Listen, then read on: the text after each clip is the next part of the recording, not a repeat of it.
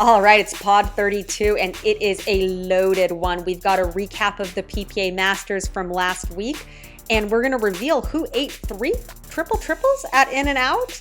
Oh my God. And is this merger actually happening or not? It seems like last night a nuke was thrown on the whole thing. We're going to get into that.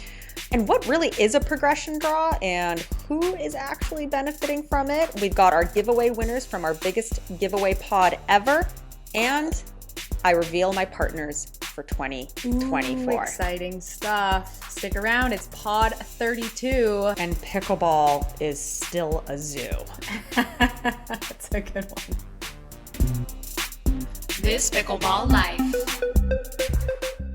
It's pod 32 of TPL, This Pickleball Life. Welcome to your favorite comedy podcast disguised as a pickleball podcast. I am one of your hosts, Jilly B, aka Jill Braverman, pro player, former tech CEO, and startup founder. And I am the other co-host, K-Dubs, aka the other half of Jilly B. I am an avid amateur pickleball player, sadly on hold, but an aspirational duper 4.5 and a professional golfer, as well as an armchair psychologist. Okay, sadly on hold, didn't you just get your functional knee brace? I know, but I just still am not allowed to play, and it's inspired me to do something else new in my life. I'm learning to play golf lefty because I'm a masochist. That is so wild. So uh-huh. she's videoing a swing every single day, and so for 100 days, you're going to see her left-handed golf swing progress. I think that is so freaking cool. Like, that is talent up the wazoo. Yeah, I'm excited. I will spare you the golf details since this is a pickleball podcast, but suffice it to say, I could go off. We have a crazy loaded pod 32. And I thought like the first pod of 2024 was pretty good with the predictions and the merger. And this one, I'm literally like, oh my goodness. Like, what is happening in pickleball right now? All the things we can't say yet that are going in the next ones. So fun fact, we actually filmed a pod, an emergency pod, 31.5 we called it last week. Clearly not so much of an emergency. And we had to take it down. No one told us. We didn't take it down. We never put it up. We never posted it. We just went through the entire process of me editing it. There is one day I hope it does see the light of day because it was pretty salacious. But we are going to take pieces of it and we are going to have those pieces in this podcast. So we're talking everything from the MLP PPA merger, which finds itself again on crazy rocky ground. We're going to be recapping the PPA Masters. And Kristen, is it fair if I say it was kind of a weird vibe? Pun intended. Am I allowed to say a Get Out vibe? We're going to be talking the player collective. Yes, they made an offer to MLP PPA. Learn how it was received by listening to this pod. And we're going to talk about all of the questions we have for PPA as it relates to draw seedings and prize money payouts. Will there be any prize money payout from the Masters?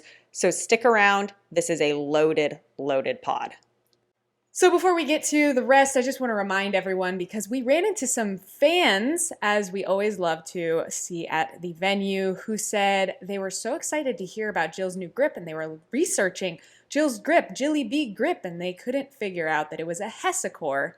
And so I just want to remind everyone, always in the description, there are links to all of our affiliate codes, especially Jill's grip Hessicore, with discount codes. So be sure to always check the description first if you have questions like that. But also, we have a website now, jillybpickleball.com, which redirects to jillianbraverman.com. They both work. You've got podcast info, you've got sponsorship info, you've got discount codes, you've got camp info, Trace Palapa stuff, and as we get rolling out with Paradise Pickleball camps and clinics, we'll have that on there too. So jillybpickleball.com or Jillian Braverman. Thank you, Kristen. Yeah. So should we hit it off with the theme of the day? It's the theme of the day. What's the theme of the day? The theme of the day is more questions than answers. which apparently we've done before. Chaos and pickleball, done that. Will the merger happen or will it not? Done that before. TBD. Theme of the day is TBD. And I don't mean that later in the pod we're going to decide what the theme is. I mean that everything in pickleball is TBD. No one can make plans because everything is a TBD. I wanted the theme of the day to be pro pickleball is flailing, and that got shut down, but I just said it out loud, so I feel like I won a little bit. We'll do one on the description and a different one on the thumbnail. Perfect. You gotta catch them all. So in case you missed it. Yeah. We have been nominated. I shouldn't say we. I have recorded Jill saying things that got her nominated for a Dink Award. Yes, you heard it. Not best dressed, not most likely to win the prom, but most influential. Alongside of, you'll never guess it, Leia, Zane, and Jimmy.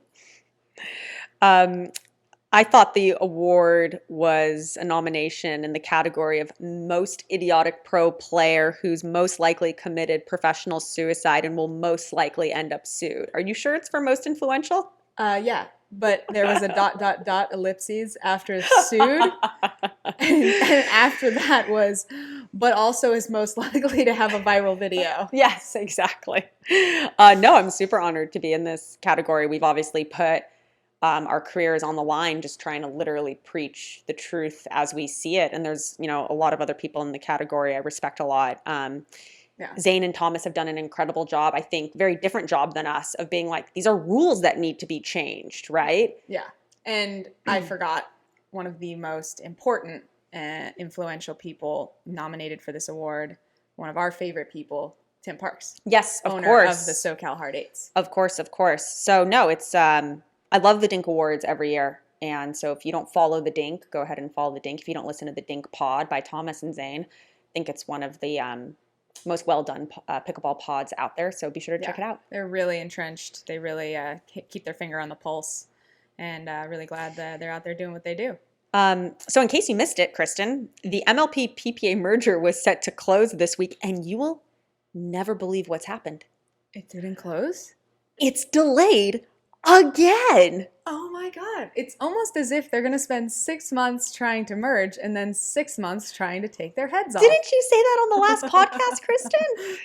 A nuke was launched last night by one of the team owners who's basically trying to replace the position of Al and Jason in terms of financing. So he still wants the deal to happen, but he wants better terms because something we've talked about on this podcast has been very publicly known as the terms aren't great for MLP and the terms aren't great for the team owners. Yeah, and again, it's all part of this ongoing discussion that this discussion over the pay cuts is not about money. It's about fairness, right? Like control. Fairness for the players, control from the entities. So I think that at least someone's out there screaming like, hey, we deserve fairness on the MLP owner's side.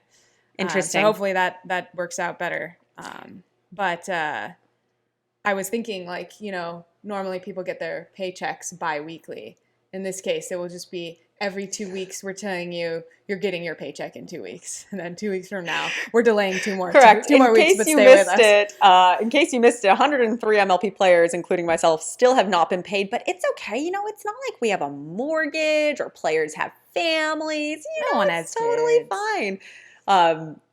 And in case you missed it, USA Pickleball, they released the schedule and FAQ for Nationals Golden Ticket qualifiers. I thought this was interesting because, of course, we can't escape Dallas, the news of Dallas. The kind of will they, won't they of next year's Nationals, plus releasing save your seat for next year's date. So it is looking more and more like whatever this year's National was, what is it called? Pickleball Boulevard will just be a party and some kind of event. And then Nationals will go back to being separated, its own thing. It'll most likely be in Phoenix is our best guess. Right. But all the golden ticket events will still be, I think, what they have been in the past. In addition to APP events, though, there will be also UTR events. So it'll be interesting to see how UTR sports events are running themselves when I thought they were collabed with APP, but now they're doing their own thing separate from APP. So that's an interesting twist. In case you missed it, paddles are getting out of control. If you're not hitting people in the neck, what are you even doing? Just ask yourself that. The shin. You got hit in the shin on that point that would have gone out.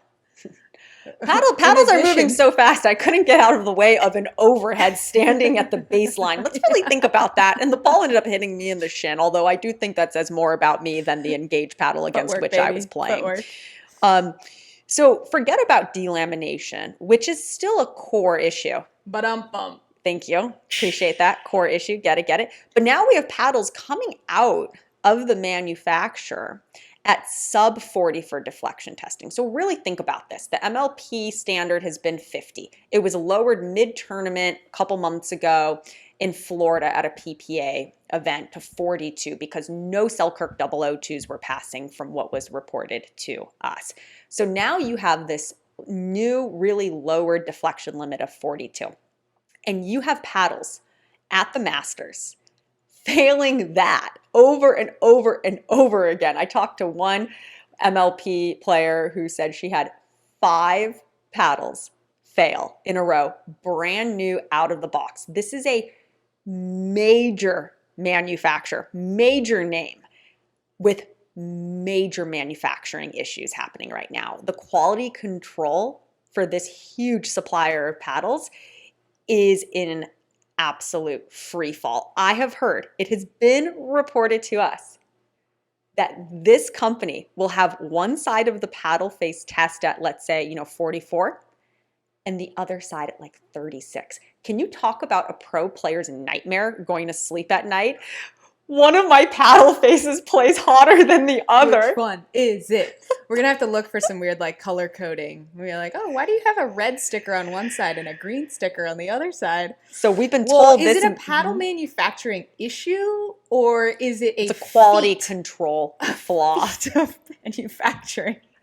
So we've been told that this particular paddle model that's new has now stopped production. And they have to figure out the quality control issues. Wow, I can't wait to see those like lingering on eBay when they sell out. And joking aside, if I were an amateur, okay, I would not want to play these paddles. Like most amateurs have a lot of trouble popping up their dinks. So it's not necessarily the most beneficial thing to get the hottest paddle on the market so that every ball is a bait ball.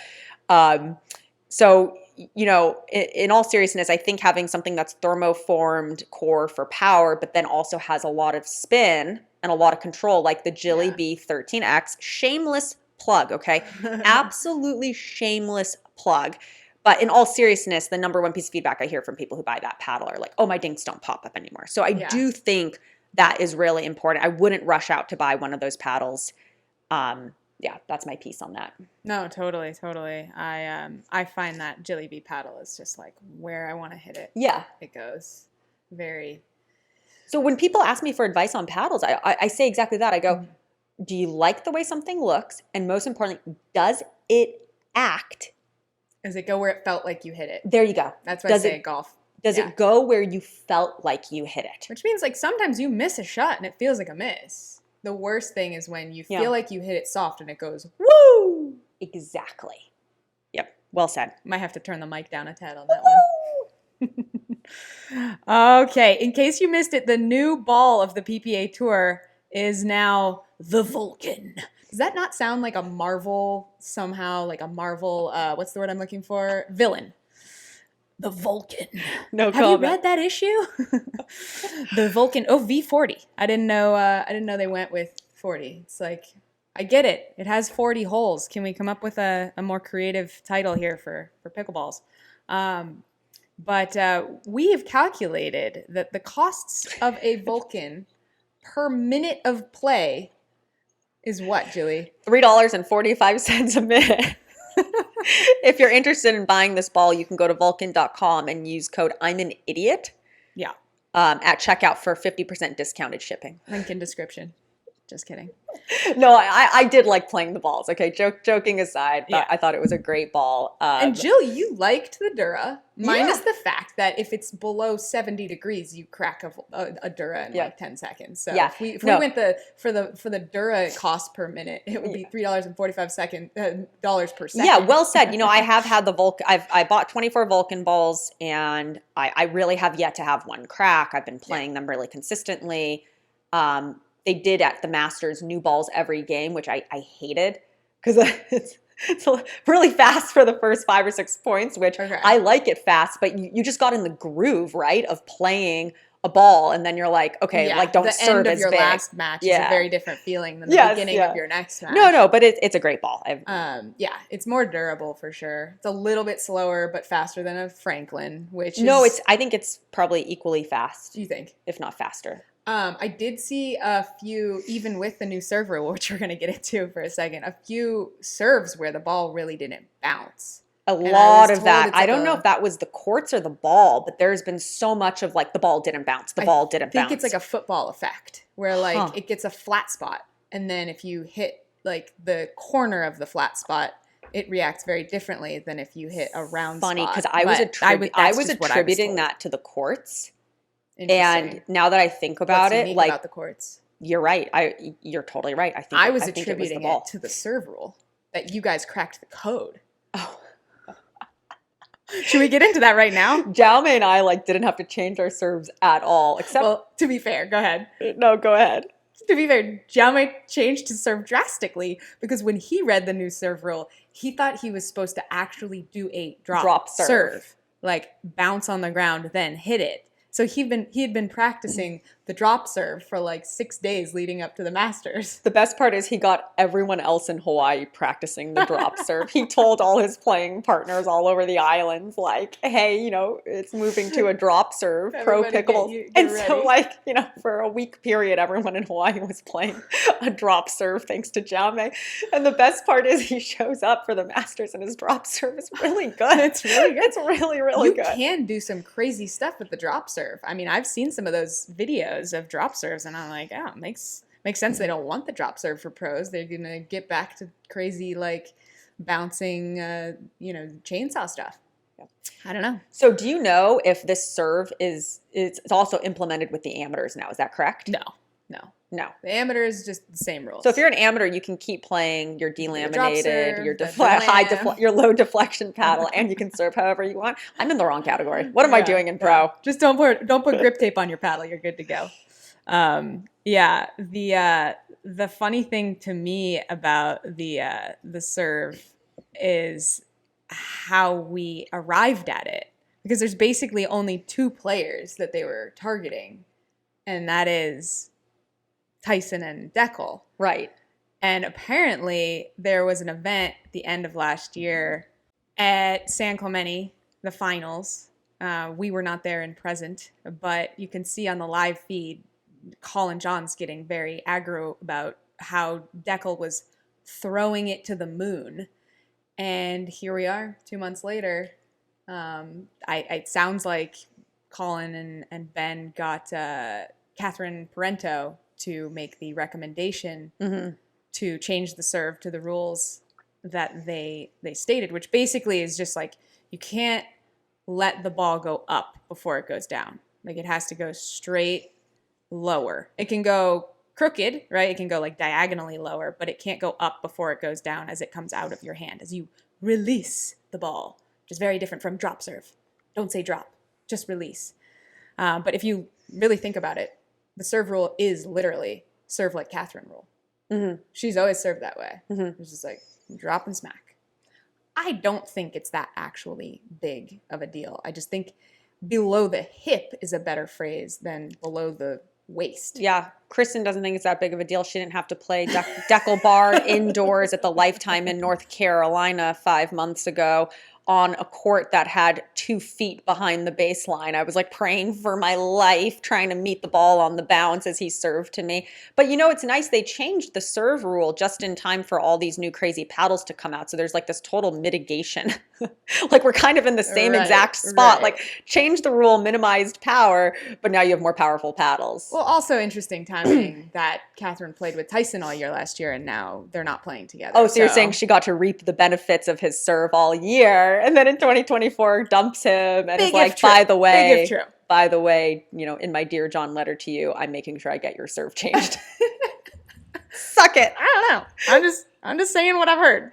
But my point was the opposite. Was like, it's only a big deal for those two guys. It is kind of like, okay, I'm going to disagree with that. I feel like I was getting in the habit of like tossing it a little bit. My point is, did you have any fewer like short returns because of your serve? Did you have any fewer bad returns? Or you mean at the Masters? Like you still look like I feel like I developed a better serve, to be totally candid with you. That's my point. My serve is now super spinny. My point is like I actually do support this. Yeah. Catherine, to be clear, if that's you, and Colin. But I think it's funny. So we'll see. It was a test. We don't even know if they're keeping it. So let me know if you've heard. But that's all I have on the serve. Did you have any other tidbits? No, in addition to our fun story about Jaume practicing his drop serve, we have even more Jaume Martinez-Vic stories. So he stayed with us after the Masters for a couple days to train. We worked out a lot of kinks in our game. I'm so excited for all that's to come with him this year. But another funny Jaume story is after a really hard day of training, he shows up at the house and he's like basically comatose with Marcel Chan, his training partner, who also stayed with us. And they had just gotten back from In and Out. Naturally. One in California, where they had consumed a double with cheese. 3 triples each with cheese animal style. Oh my God. I mean, that is impressive. Don't know animal styles when they grill all the onions with the mustard. So that's 9 patties and 9 slices of cheese with animal sauce per person. I think they went to bed at 6 p.m. and slept 16 hours. 9 patties, 9 pieces of cheese, and 6 buns. Wait, yes, exactly. Well, 3 buns. Wait, I think there's more cheese because it's 3 slices of cheese per patty. Yeah, 9 and 9. Okay, 3 times 3. Here we go. There we go. Well, so then between them, that's 18. Dear Lord. So impressive. Speaking of partners for the year, one thing I haven't done a very good job of in our last pod was talking about my partnerships for the year. So I have solidified basically all of those. I'm pumped to be playing with Jaume Martinez-Vic. I'm pumped to be playing some with Augie Gee, my lefty. I think he is the player to watch. Mary Brasha thinks so too on the men's side. Tyson and Deckel. Mm-hmm. Yes, he did. Thank you, serve rule. And then on the women's side, I'm stoked to be playing with quite a few different women. Christine Maddox, who also played #1 at Pepperdine University. Let's go Waves. Go Waves. We just played together at the PPA Masters, had a tough draw meeting up against Anna Lee and Catherine in the round of 16. But Christine probably hits the ball harder than every other female on tour. Like I think she's like Vivian Glozman hard. She hits it so hard. Yeah, does Vivian hit it harder than Sierra? Well, I think Callie and Lucy are really hard hitters. Yeah, I think. And that's Christine playing a Solaire, which is like on purpose a soft, slow paddle. Right. So I'd be terrified to see her with anything else, actually.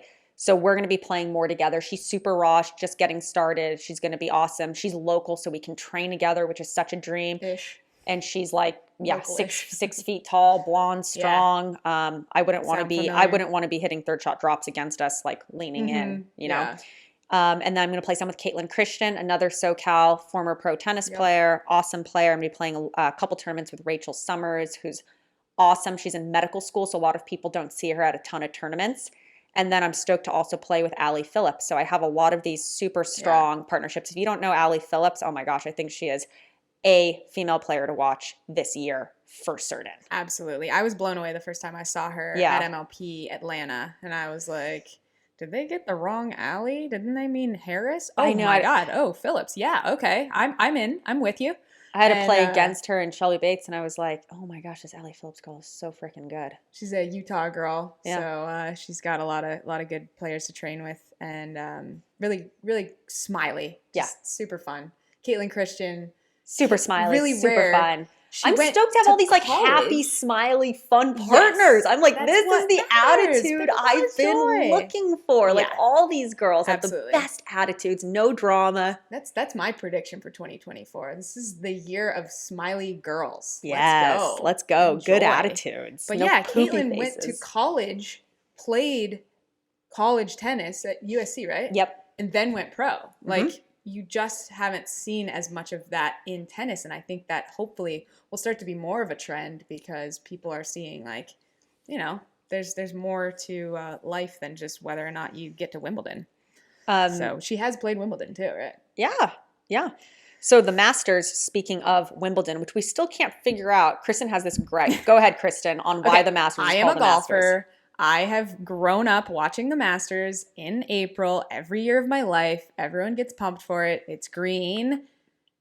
And the caddies wear white. The players are not wearing white. So if you want to emulate the sport where the players are wearing white, what do we call that? Wimbledon. Maybe you don't do it on MLK weekend either. Maybe not. Maurice the Grease. That was so funny, Maurice the Grease.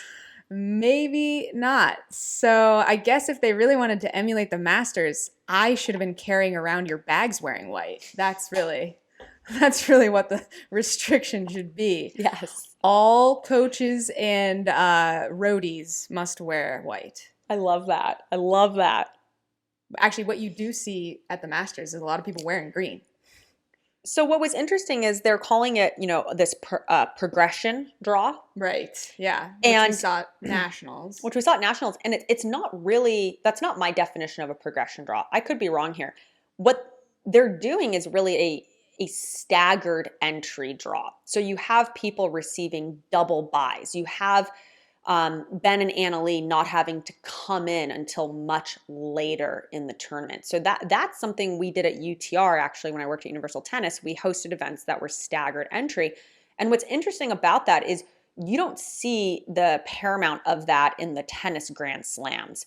When Rafa Nadal and Djokovic meet in the finals, they have played an equivalent number of matches. Yeah.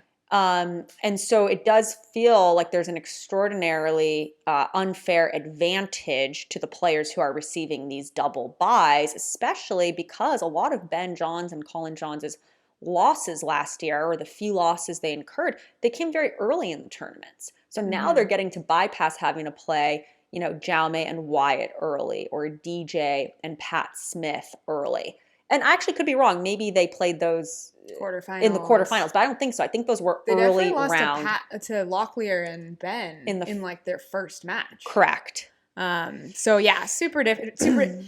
What ended up happening literally to you is singles you had to drop out because they bumped one of your matches to the next day. So you had to play 2 play-in matches. Right. Would have had to play 2 play-in matches and another one later, which is what Christine did, but she was already out of mixed. So it just creates a situation where you are still playing 7 or possibly 8 matches in one day. For certain. Which is anathema to me, the concept at its core. Yep. And tennis takes 2 weeks to do this. So because Jaume and I didn't accept reductions in our pay, we were input into qualifier. At least that is my opinion. And we have a list of questions actually for Bryce Morgan, the CEO of the PPA, who said he'd be happy to answer any questions. So we're going to send those to him today. But again, there seemed to be a trend of if you've accepted a pay cut, you received at least insertion into the main draw or the play into the main draw. Jaume and I, went through qualifier. We had 2 rounds. We warmed up beforehand. Then I had a women's match and I was supposed to play singles. They decided to take singles, tack it on to the next day. So as Kristen said, the next day could have been like a literal 8 hours of pickleball day with 3 singles matches, 2 mixed and two women's doubles. And I just wasn't going to put myself in a position to have a serious injury. So I pulled out of singles, but go ahead. Just to be clear, it would have still been 1 women's doubles before anyone corrects us, but it would have theoretically been 2 mixed, 3 singles plus a women's doubles. Got it. But that's only because they randomly actually gave you kind of surprisingly okay seating for women's, and then just put you straight into the and I was really looking forward to playing slaughterhouse with Catherine. I was really looking Dale. forward to playing women's singles, but then I actually went and watched the match against a girl I would have played my first round, and I was like, oh my gosh, like this is not the singles I remember being really good at and playing 2 years ago in the finals of nationals against Anna Lee, where I beat Mary Brasha, I beat Irina, and then got decimated by Anna Lee. I was like, that's not what singles to me looks like now. Oh my gosh, it's like the paddles are so hot. The girls are so good at ground stroking. You have to stay back and really choose the perfect moment to come in. Otherwise, you're getting passed 9 out of 10 times. And it's so funny because then Leah Jansen tweeted the exact same thing. Exactly that, yeah. Because she just came back to singles. You and Leah think on the same page most of the time. If you look at the singles draw, what's really confusing to me is the seeding numbers that they sometimes put on there and didn't, which they put Paris Todd in the second round, but gave her the 37 seed, which makes it look like everyone in the Tuesday play-in round was actually seeded higher than Paris, which is weird on its own. Not to mention that the way that they put the buys in and had several doubles where there's like 2 6 seeds and 2 1 seeds, which are clearly typos. And then out there in the play-in rounds are a bunch of people who are either unseeded or seeded higher than Paris Todd. So to me, it's like, if you're going to, create these progression draws, that's one thing. And if you're going to, kind of make up the seeding numbers, at least make them make sense. Like, why not just call Caitlin Christian the 15 seed or the 16 seed instead of 29 if you're going to put her where you put her? And I guess the Jeannie Bouchard and I don't know, Dominique Schaefer also isn't seeded, which doesn't make sense to me because I thought she played singles all the time. So yeah, it just really a lot of things didn't make sense. Right, and we have a list of questions. We're going to send it to Bryce, and hopefully next week be able to come back making some sense out of a lot of this. Yeah. Some other questions I have, is there any prize money? My understanding, and again, if we're wrong, we'll come back and correct this, is there's no prize money. Dylan Frazier won singles. Is he walking away with $1? And I think you've hinted a lot at this issue that's impending for professional pickleball, is if we're all on salaries, regardless of if we get paid those salaries or not, what is the motivation for anyone to play singles, like for Ben Johns to want to get out of bed and go grind in singles? And B, what is the motivation for anyone to really try and frankly anything? And how does that affect gambling? It's like, totally. My friend was asking me, like, don't all players want to fight no matter what and win? Like, you're competitive athletes. I'm like, that's what I want to do. I can't say that everyone's thinking like that. Yeah, well, and honestly, this is yet another example of a better way they could have gone about pay cuts. Because they could have said, look, this is like screwing up our budget. We need to bring the pay cuts down, but instead we're going to put more of that money into bonuses and prize money, so you can go earn it back if you play well. That would make sense. I mean, obviously you look at NBA players, they get their salary. They must get something depending on how far they make it into the finals. No, right? I think They're that's bonus structures. I think that's a really good point, and we're going to talk more about the pay cuts later. But I feel like pickleball leadership has gone about this pay cut reduction process in the most backwards, difficult manner humanly possible, versus if you just sat down all the PPA players, all the MLP players, and said, look, we're trying to create a viable business model. We're asking, there's no favoritism here. We're asking for everyone to take a 30% pay cut, play 15 PPAs, 10 MLPs. If you have an APP carve out, you can keep your APP carve out. And we're going to take 10% of that reduction. We're going to put it into like a bonus performance prize pool. And everyone's getting the same thing. Here's what it looks like. I think you would have had 175 players raise their hand and be like, that sounds good. We understand the reason for this. But instead, you've got only MLP players being asked for a reduction. I've talked to 15 PPA players. None of them have been asked for a reduction. And then weird threats on the back end of it. Like you're going to be thrown into a developmental 12-hour day of trying to give clinics. And it's like weird fear tactics. Like the use of the fear lever over the use of like the honesty and transparency and accountability lever. I'll just never understand it. Yeah. Yeah. Maybe someone smarter than me can comment. Explain it. Yeah, we have very smart listeners. So give us the answer. huge props to our hyper intellectual smart listeners. Your guys' comments on the last pod for the 2024 predictions were absolute fire. So thank you. There's something about our listeners. Man, they are smart. Yeah. Did you want to talk about you and Jaume?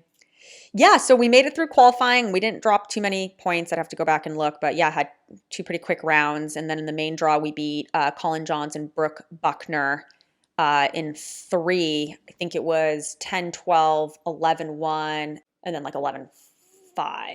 Yeah. Yeah, I think we realized we were hitting too many balls to Brooke. She was on fire. She was on fire. Brooke played amazing and hits the ball scary hard with her paddle. And then we went in and we lost a really close 3-game match to Hunter and Paris, where we won the first. We were up in the second. And we had like the world's worst call that I have seen in a really long time by Paris. Actually, it was like 3 inches in. Like, you guys decide. I'll throw it on. Like the only other call I've seen worse than that is another Paris Todd call. Like that, really? It's like a meme of pickleball where it's like this far in and it's in the finals of an APP tournament. So that was a bummer. I think we were up 7-6 in the second when that call happened on serve. So yeah, we'll put that in. And then in the third, we were up again like the whole time. I think it was like 9-all, 9-8, and we lost in the third. I honestly can't believe it. So Jaume stayed, and we've practiced a few more days together, and I think we're just literally scratching the surface of developing like plays together. So much of this double success is like knowing what your partner's going to do, like having patterns. Like this sounds silly now, but this is the first time you've played side out scoring with Jaume. I kept throwing him the ball like it was MLP. Yeah. Like, Jaume's here. We know what we're doing. Okay. 1-1. Here we go. But I think he's literally just scratching the surface of doubles and getting better at doubles, especially mix. And I'm just scratching, well, I shouldn't say just scratching surface, but I'm getting better every single day on the right side. So yeah, I wouldn't want to, I don't want to play us in 2024. Yeah. Should we talk about my new right side theories? Yeah, sure. Or should we save that? No. I have what a are your right side the theories? effective right side player. Number 1, unattackable, which you talk about all the time. Like, you have to be that person where they like think they can pick on you and every ball comes back and they're like, oh my gosh. All right. Number 2, you have to be able to dodge your player effectively. You have to read that left side person's mind and move a 1.5 feet behind the kitchen line so they can scoot over and hit their forehand. Number 3, you have to insert yourself into the middle effectively and surprisingly. Like, if you do it too much, they'll see you coming. But that poach from the backhand across the middle going left. Well, my best shot's my backhand, and I haven't been poaching enough. You know, I've been so inspired by watching Vivian David and Thomas Wilson play, because he'll go and drive a third, and she's like a snake. She like snakes along the right side of the court and then explodes into the middle and is just ripping backhands. And I'm like, you know, she plays the right side aggressive. I'm going to start playing the right side more aggressive. That, and I think you're basically ambidextrous. Maybe you should just play lefty. Jill hit her first lefty Ernie accidentally on purpose in a rec game yesterday. I think I'm going to see more of that coming. One more thing on the Paris and Hunter match. So we're about to get started. We have this was not a great referee, and I don't want to get into it. I love the refs, but yeah, it's difficult to hear. No, difficult in every capacity. Okay. And so she's like super strict and goes to Jaume, who has this huge 6-0 pickleball, all 3 words spelled out on the front of his chest, all the way across his chest. And, you know, we have like rules and regulations with logo size, and especially everything has to be white and the colors. So the masters are particularly strict with what we wear. And so she goes, you know, you can't wear that. You have 6-0 pickleball splayed across your chest. And he goes, no. I've had it approved from the PPA. It's 3 separate logos. The 6 is one, the 0 is another, and pickleball's a third. You can't believe Jaume would come up with that. And like, we're all just laughing, dying. And he got to play with it. Oh my God, that's hilarious. Sorry for my accent, not very good. Yeah, you like started with it, then like realized it wasn't very good and sort of undercommitted the rest of the phrase. Thank you. Been there. Thank you so much. I see you. So let's return back to the Masters and prize money for a second. So we talked a little bit about like what the incentive will be for players who are on these salaries to even compete. We talked earlier, like, does Ben Johns have a reason to play singles anymore? Well, what about no bronze medal matches having been played out? You caught that in the draw. And that's why. Talk to me about that. That's why. At first I was like, oh, wow, like Leia withdrew and went home. That makes sense. I guess they must have wanted to play the bronze on Sunday and, you know, they were like, I'm not going to stay around with it. And then I looked at every single other pro bracket, and all 5 did not play a bronze medal match at all. They all had one team withdraw. Because they didn't want to stay an extra night. Assuming that. I only checked with one person. And they said, I didn't want to stay an extra. I'm not staying for $500, another hotel room, another everything. I'm out of here. Yeah. Wow. Okay. So, I mean, I hope we don't see that all year. That would be sad. Yeah, that'd be super sad. For the people who, you know, are excited to go get their first bronze and they don't want it to be by default. But it also is kind of weird because if both teams don't want to play and then one has to withdraw and the other, like, who does it first? It's like a game of chicken. I don't know. Guess if you don't care, you don't care. Yeah. The APP Punta Gorda is this week. Yes. And we see some familiar names playing in the tournament, which I think is fascinating because I know for a fact MLP players were denied the ability to play in the APP event, right? And yet we see Georgia Johnson's name in the draw.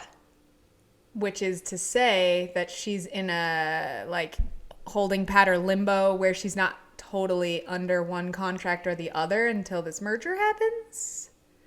Well, I think you could ascertain quite a few things from that. Yeah, does she have a contract? Does she not? Does she have a special contract? Does she have special permission? Were they all already paid up front? And so it's like, you know, why not? Why not? Like, who's going to stop me? Exactly. Yeah. So I think that's really interesting. Are we going to see some kind of repercussions from this? Like, oh, you played an APP, so now you're not allowed to play the PPA? Or you're not allowed to play on MLP? Like, you violated your contract? I find that hard to fathom. Well, it's almost like, all right, who's going to call their bluff? All right, we have a huge next section update on pro player pay cuts and merger updates. So don't go anywhere. But first, we want to announce all of the winners from our last giveaway, our biggest giveaway yet. And we are going to put those winners on the screen for you to read because we don't know who they are. Because Kristen hasn't done it yet, but so here they are on the screen. You know now. Wow. Oh my God, her and her. What a great winner over here. So reminder, we've got Jilly B paddles, Rainstorm, Proban anti-pain relief products, Hesicor grips, Mizuno shoes, and ruck packs. Basically nothing that isn't life-changing. Speaking of ruck packs, you guys, ruck packs are on an insane 40% sale for another 2 weeks. So are you longing for a pickleball bag that keeps you connected and charged? Charge it up, Johnny. Look at this. Look at that solar panel. So search no more. Head to ruckpack.com today. Use code JillyB for even deeper discounts. All right, so let's talk about the pro player pay cuts and the merger update. Unless you are living under a professional pickleball player rock, you know already about the PPA MLP merger and the fact that players were asked to take 40% reductions. CNBC did this whole huge article on the unfair, borderline illegal tactics that were being used to coerce players into taking these cuts. So we're here with an update on the merger. It looked like there was a definite period of time right around Christmas that the merger wasn't going to happen. For sure. It was like, okay, not going to happen. And then what, 2 weeks later? 3 weeks later, it was like definitely gonna happen. Right, and supposed to close last week and then this week. And I think what's really transpired here is you had this faction of MLP team owners who went as far as to declare their anti-merger status. They hired their own legal counsel and they were going to war. And then they decided that their main objection was handled when Dundon pulled a rabbit out of his hat, right? Yep. And he said, hey, I get it. You're worried about the leadership of this team. And here's my promise to you. If 6 months from now you don't like where we're headed, I will personally buy out your team for $5 million.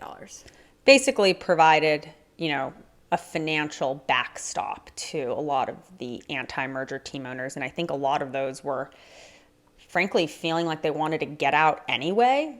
And if this was a solution for their fiscal worries that would, 10x their investment, I think a lot of them were like, okay, I'm assuaged and let's do this. Yeah. I mean, it seems like a lot of people got in really early at a couple $100,000. And then every year there are costs associated with owning these teams. And now they're tripling the budget that they originally put in their initial investment. They're like, whoa, this may be worth quote unquote $10 million now, but it's going to cost me $10 million that I wasn't really right. Capital calls, etc. So like, I don't blame team owners or players for feeling like deal fatigue is what we call it, right? They're just like, oh my gosh, this is not the vision I signed up for. This isn't what Steve Kuhn pitched me on. So I don't blame players right now for taking deals. And it seems like there are quite a few, especially our, pickleball leadership, I'll put in quotation marks, right? These top players who were so quick to take a deal and curry favor with the PPA Tour. I think, what did Tyson McGuffin say on his last podcast? Don't be so butthurt and work on your brand. Suck it up and take your deal, work on your brand, don't be butthurt. It was like... Yeah, something to that effect. Something to that effect. And it's... I think that's a wild sentiment. I think if you're making $1 to $2 million a year and someone asks you to take 15 to 20% off... That makes sense. That makes sense.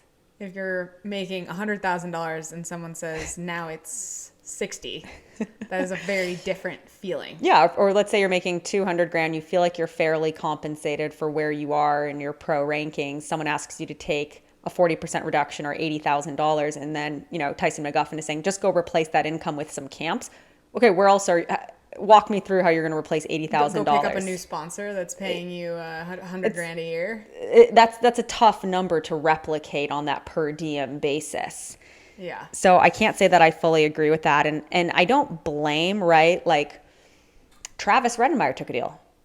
Leah Jansen took a deal. Those were two huge, staunch supporters of the collective and working together. And what bothers me when I hear that they've taken deals, it almost like condones the tactics that got them to agree. Absolutely. Yeah. Fear wins. Right. It says fear wins. And so while I don't blame them, like I think Leia was like, my sponsors really wanted me to do this. And I think, I can't speak for Travis, but he's a team owner and maybe he is like, I want out of this. I don't know if he does. I don't know if he feels that way, but maybe he's like, if I curry favor with Dundon now, I can just get out of this mess in 6 months. Yeah.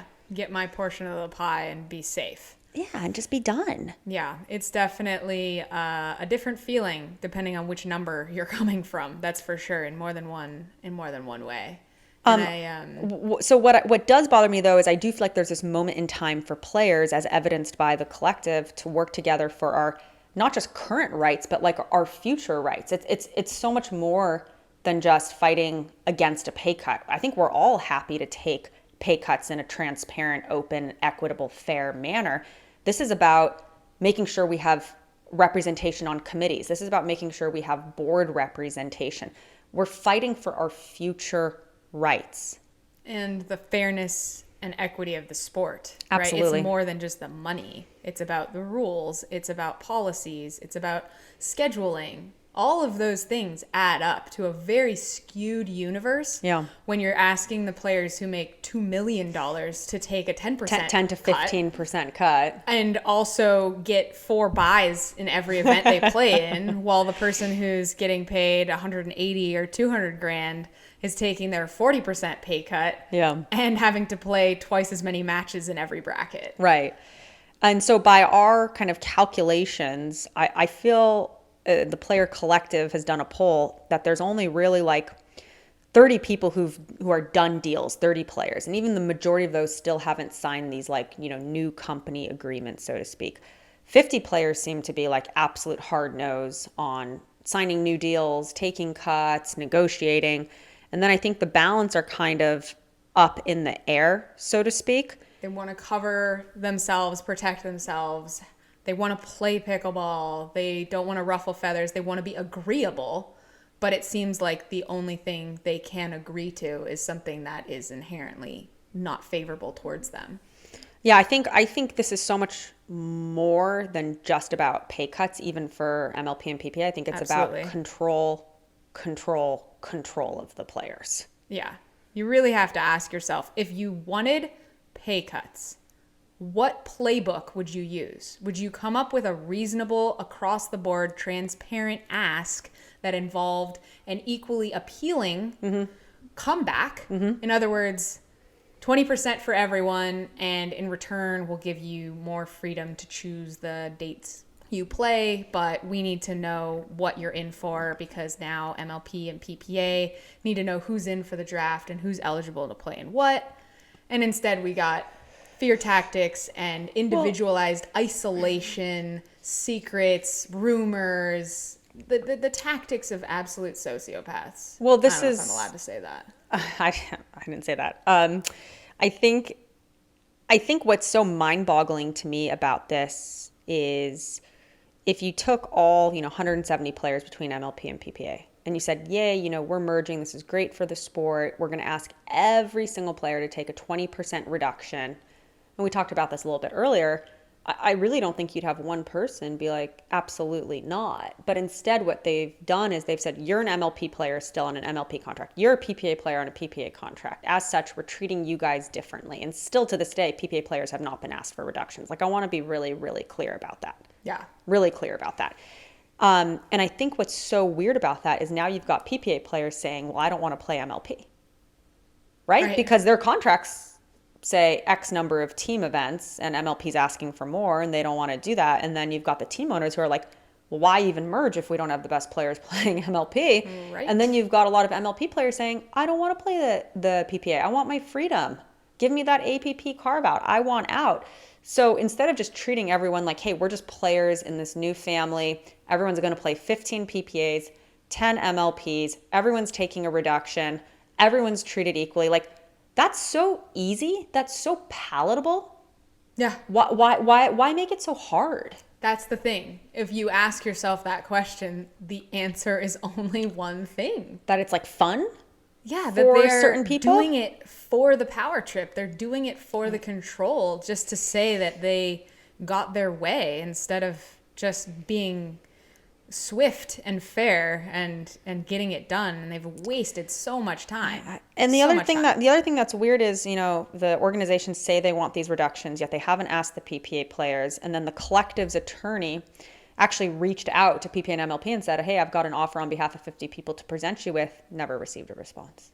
Right. So again, I think it all leads to, it's not, this is my personal opinion, it's not about reductions. Even for them, it's just about control. Yeah, and they still need to plan a draft and plan a year's worth of events.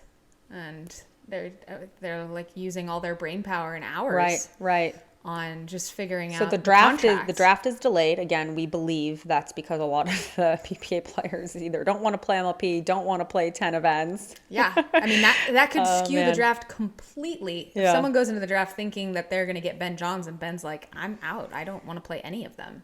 I think the draft is probably delayed as well because I think the merger is delayed. And I think I always go back to the podcast where you said, I think we're going to spend 6 months trying to rip each other's heads off and then 6 months trying to get married. And that's going to be the next 5 years of pickleball. I mean, it certainly seems that way. So you've got I hope I'm wrong. You've got $38 billion of net worth valuation. We did a quick calculation on like the most public figures of MLP owners. I created an entire spreadsheet.